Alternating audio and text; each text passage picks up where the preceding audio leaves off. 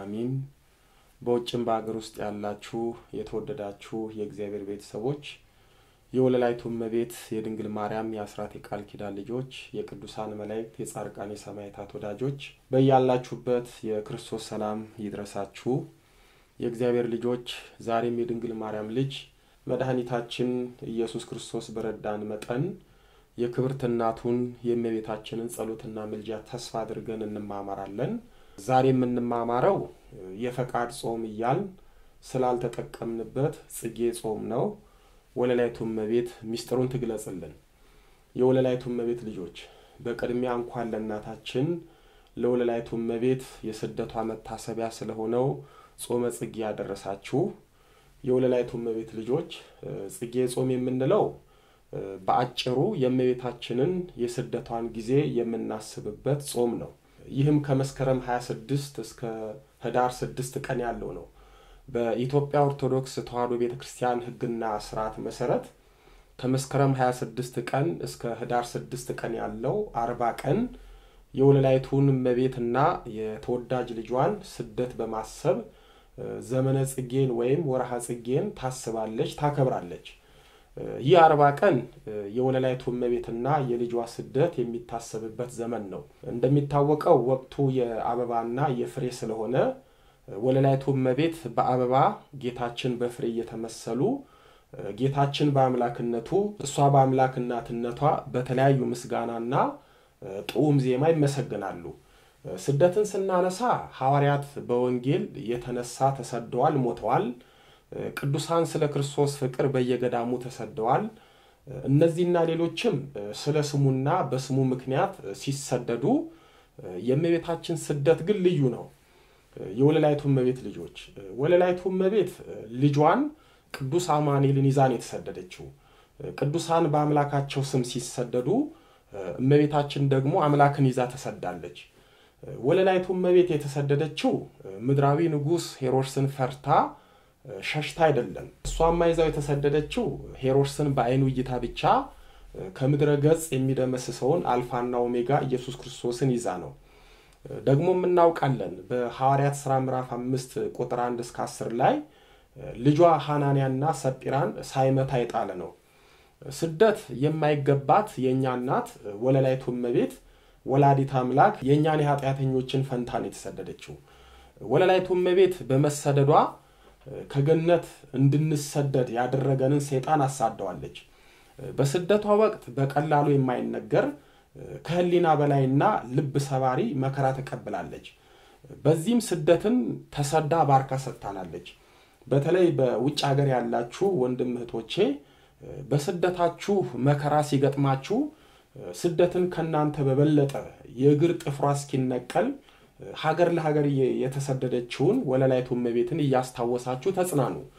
በነገሮች ሁሉ እንድትረዳችሁ ተማጸኗት። የወለላይቱ እመቤት ልጆች አሁን ስለ ስደት ለማውራት ሳይሆን በስደቷ ምክንያት ታስቦ ስለሚጾመው ስለ ጽጌ ጾም ነው። በመሰረቱ ጾም ሲባል መጾሙ ላይ እንጨቃጨቃለን፣ መብላቱ ላይ ግን እንስማማለን። ይህ የሚሆነው ለነፍሳችን ሳይሆን ለስጋችን ስለምናደላ ነው። ለስንት ዘመን ስንበላ የከረምነው አሳ ይበላል አይበላም ይያል የምንጨቃጨቀው የጾም ሳይሆን የመብላት ፍላጎታችንን ፍንትው አድርጎ የሚያሳይ ነው።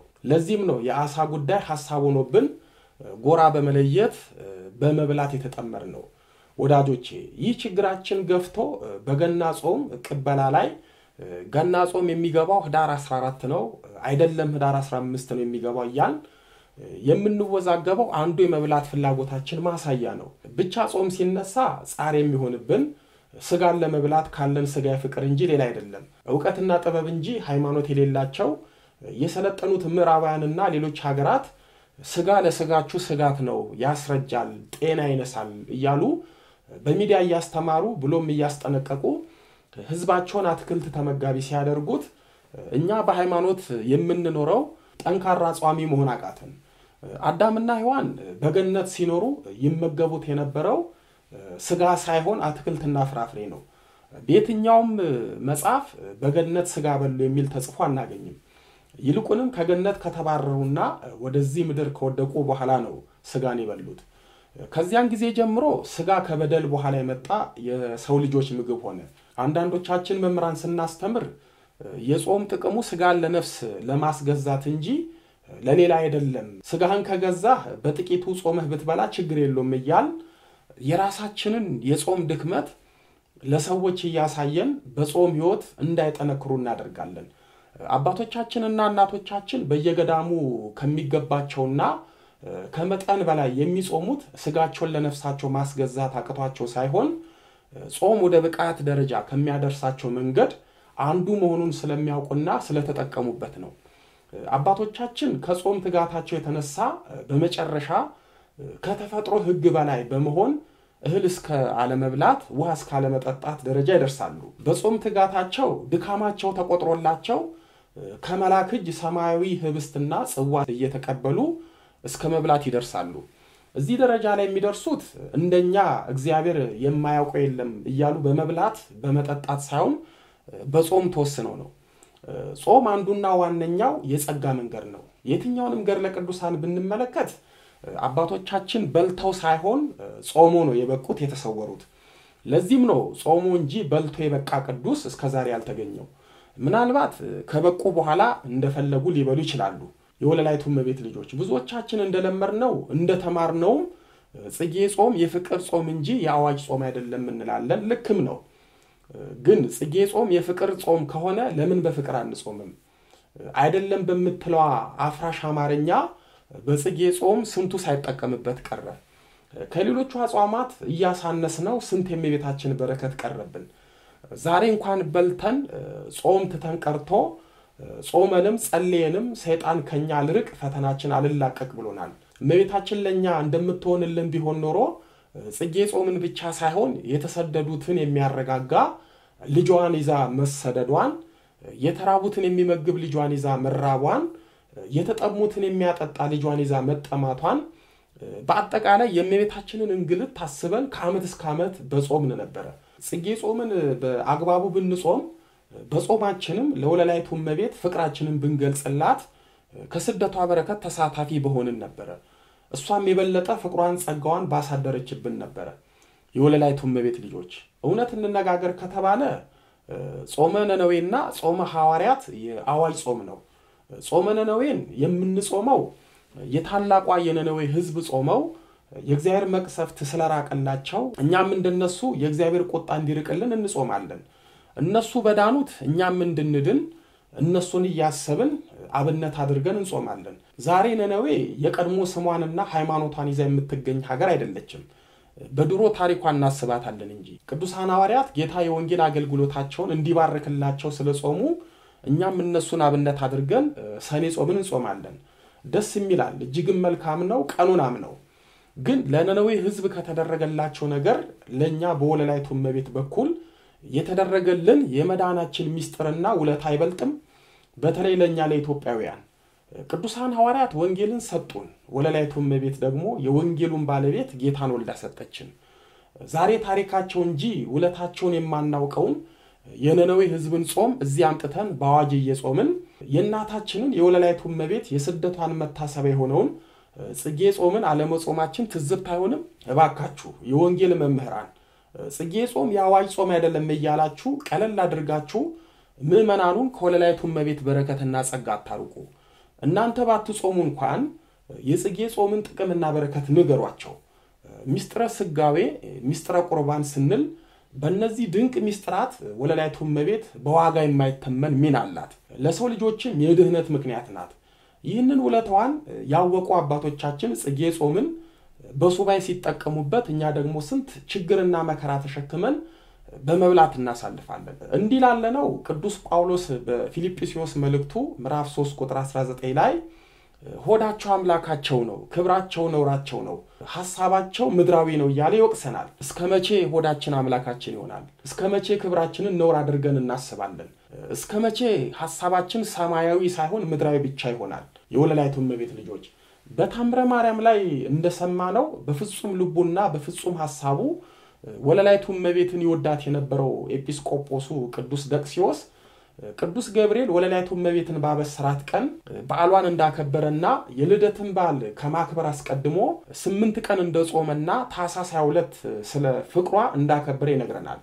ቅዱስ ደቅሲዮስ የጾመው ከሰባቱ አጽዋማት ውስጥ የለም፣ ያዋጅም አይደለም። ቅዱስ ደቅሲዮስ ስለ እመቤታችን ፍቅር ብሎ ጾመ። ታዲያ ምን አገኘ ካል የደቅሲዮስን የፍቅር ጾም የወደደችለት ወለላይቱ እመቤት በእጇ የከበረ ልብስ ይዛ ተገለጸችለት። በእውነት አገልጋይ ወዳጅ ደቅሲዮስ ሆይ እኔ አመሰግንሃለሁ፣ ባንተም ደስ አለኝ፣ ስራህንም ወደድኩ አለችው። ወዳጆቼ ወለላይቱ እመቤት በስንቶቻችን ተደስታ ይሆን? የስንቶቻችንን ስራ ወዳለን ይሆን? ስንቶቻችን በሷ ዘንድ መወደድን አትርፈን ይሆን? ወለላይቱ እመቤት ለቅዱስ ደቅሲዮስ በእኔ ደስ እንዳለ ገብርኤል የሚባል መልአክ ባበሰረበት ቀን በዓሌን አክብረሃልና ስለኔ ሰውን ሁሉ ደስ አሰኝተሃልና እኔም ዋጋን ልሰጥ ወዳለሁ። አንተም በዚህ ዓለም በሰው ፊት እንዳከበርከኝ አከብር ዘንድ ወዳለሁ። እሷን ትለብስ ዘንድ ይህችን ልብስ እንሆ አመጣሁልህ፣ በላዩም ትቀመጥባት ዘንድ ይህንን ወንበር አመጣሁልህ። ከሰው ወገን አንድስ እንኳን ይህችን ልብስ ሊለብሳት በዚህችም ወንበር ላይ ሊቀመጥባት አይችልም። ነገሬን ያፈረሰ እሱን አጠፋዋለሁ ብላ ሰጥታው ከሱ ተሰወረች።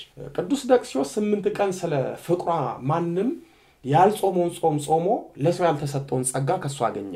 እኛስ ታላቁን የስደቷን ጾም ብንጾም ምን እናገኝ ይሆን? እንዴትስ አመስገናን ይሆን? እንዴትስ ደስ ተሰኝታብን ይሆን? በሰው ፊት ጾሟን የፍቃድ ነው እያልን ከምናቃልል ለሌሎችም እንዳይጾሙ የስንፍና ምክንያት ሳንሆን አክብረን ብንጾም ወለላይቱ እመቤት እንደ ቅዱስ ደቅሲዮስ ባከበረችን ነበር። ቅዱስ ደቅሲዮስ በጾሙ ያገኘውን የክብር ልብስና የክብር ወንበር ከሱ ውጪ ለሚቀመጥበትና ለሚነካው ሰው መከራ እንደሚመጣበት ተነግሮታል። እኛም የጽጌ ጾምን ስለ ፍቅሯ በመጾማችን የስንፍና ቃል ለሚናገሩን መከራ ይገጥማቸዋል። ከዚህ በኋላ አባታችን ቅዱስ ደቅሲዮስ የዚህ ዓለም አኗኗሩ በተጋድሎ ካበቃ በኋላ ወለላይቱ እመቤት ነፍሱን አቅፋ ከሷ ጋራ በተርላገነት አኑረዋለች። ከቅዱስ ደቅሲዮስ በኋላ የተሾመው ኤጲስቆጶስ እሱ ሳይጾም ሳይለፋ ሳይደክም በድፍረት የቅዱስ ደቅሲዮስን ልብስና ወንበር አምጡልኝ እኔም ሰው እሱም ሰው ብሎ አስመጥቶ በድፍረት ቢቀመጥበት ተቀስፎ ሞቷል። ኤጲስቆጶሱ እንዳሁኖቹ እንደኛ ጾምን የማይሻ ግን በአፍ ብቻ አውርቶ ጸጋን ማግኘት ስለወደደ ሞተ። ጸጋ ደግሞ እንዲሁ አይገኝም፣ ክብር በከንፈር አይገኝም። ወዳጆቼ እኛም በወለላይቱ እመቤት በጾሟ ከምንከራከር የፍቃድ ነው እያልን ሰንፈን ሰውን ከምናሳንፍ ብንጾም ኖሮ ቅዱስ ደቅሲዮስ የሆነላትን ብንሆንላት ኖሮ እመብራን እንደ ቅዱስ ደቅሲዮስ ስንት ክብርና ጸጋ በሰጠችን ነበር። ውድ የወለላይቱ እመቤት ልጆች የቅዱስ ደቅሲዮስ የ8 ቀን የፍቃድ ጾም ምን ያህል ክብር እንዳሰጠው አያችሁ።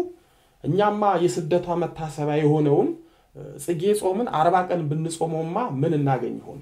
የሚፈትነን እድላችንንና ህይወታችንን የነጠቀን አጋንንት በራቀን የተቋጠረብን በሷ ጸሎት በተፈታልን ነበር። ግን እዚህ ላይ አንድ ነጥብ ያዙልኝ። እንዲህ ስል ጽጌ ጾምን በግሌ የአዋጅ ይሁን እያልኩ ሳይሆን የወዳጅ ይሁን ነው። ምክንያቱም ብንጾመው እጅጉን ተጠቃሚና አትራፊዎች ነን። መከራ ወደ ምድር የመጣው በጾም ሳይሆን በመብል ነው። ወፎች የሚይዛቸው ወጥመዱ ሳይሆን ሆዳቸው ነው። ሊበሉ ሲሄዱ ነው በወጥመድ የሚያዙት። የቻልን በርትተን ብንጾም ብሎም ሱባኤ ገብተን ብንጠይቃት መልስ እናገኛለን። አንዳንድ ሰነፎች ጽጌ ጾምን ያልጾመ ችግር የለውም፣ በመጾሙም አይጸድቅም፣ ባለመጾሙም አይኮንንም ይላሉ። በእርግጥ ልክ ነው። ግን በወለላይቱ እመቤት የፍቅር ሚዛን ላይ ተመዝኖ እንደ ገለባ መቅለል እንዳለ መርሳት የለብንም። ወለላይቱ እመቤት እኛን ሀገራችንን ብትወድ አስራት አድርጋ ተቀበለችን። እኛ ግን ለሷ እንደ ቅዱስ ደቅሲዮስ ሙናቃተን የፍቃድ ነው እያልን ከመሳነፍ ጾመን ጸጋ ብናተርፍ ይሻላል። ቅዱስ ጳውሎስ በአንደኛ ቆሮንቶስ ምዕራፍ 6 ቁጥር 12 እስከ 13 ላይ መብል ለሆድ ነው ሆድም ለመብል ነው፣ እግዚአብሔር ግን ይህንንም ያንንም ያጠፋቸዋል ብሎናል። ስለዚህ የጤና ችግር የሌለብን ሰዎች ጽጌ ጾምን ብንጾም ከወለላይቱ እመቤት ከስደት በረከት እንካፈላለን። ችግራችንን እናስፈታለን በሷ ዘንድ ልዩ መወደድን እንደ አባቶቻችን እናተርፋለን እመቤታችን ሀገራችን መታ እኛንም ሀገራችንን ባርካ የስደቷ መታሰቢያ ተደርጎ የተሰጠንን ጽጌ ጾመን ለሀገራችን ለቅድስት ቤተክርስቲያናችን ለህዝባችን ሰላም የሚወርድበት እኛም አንድ የምንሆንበት ወለላይቱ እመቤት ታድርግልን ለሁላችሁም በያላችሁበት መልካም ጾመ ጽጌ ይሁንላችሁ ያስተማረን የመከረን የአባቶቻችን አምላክ ልዑለ ባሕርይ ቅዱስ መድኃኔ ዓለም ኢየሱስ ክርስቶስ ክብር ምስጋና ይድረሰው ድንግል ስንላት ጌታን ወልዳ የተገኘች ጌታን የወለደች ስንላት ድንግል የሆነች ስሟን ለመጥራት ከሰማይ ከምድር የከበደች መንበረ ፀሐይ መንበረ ሥላሴ ንግሥተ ሰማይ ወምድር የጌታችን የመድኃኒታችን የኢየሱስ ክርስቶስ እናት ወለላይቱ እመቤት ድንግል ማርያም ምስጋና ይድረሳት አሜን